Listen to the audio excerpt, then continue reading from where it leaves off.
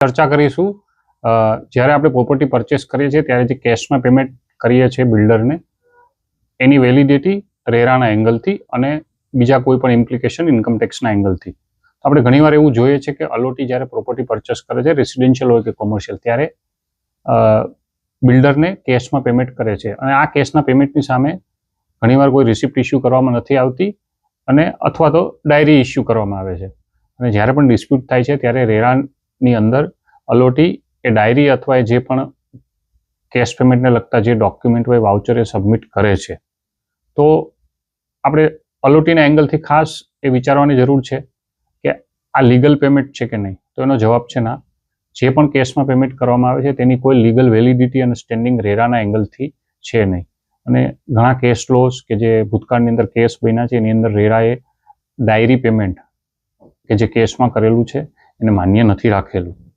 તો અલોટી જ્યારે પણ પ્રોપર્ટી પરચેસ કરે છે તો એણે હંમેશા બેંક પેમેન્ટ 100% વ્હાઇટનું રાખવું જોઈએ, કેશમાં કોઈ પેમેન્ટ ન કરવું જોઈએ.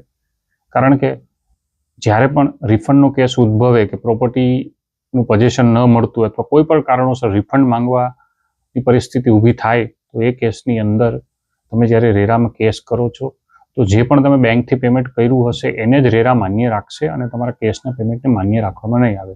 તદુપરાંત આવા કેશના પેમેન્ટ જે બિલ્ડરને કરવામાં આવે છે અને ઘણીવાર અલોટી એફિડેવિટ પણ સબમિટ કરે છે રેરામાં કે મેં એટલું કેશમાં પેમેન્ટ કરેલું છે.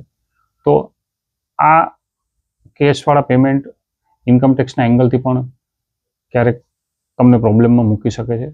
તો કેશના ટ્રાન્ઝેક્શન પ્રોપર્ટી પરચેઝમાં અવોઇડ કરવા ખૂબ જ જરૂરી છે. Thank you.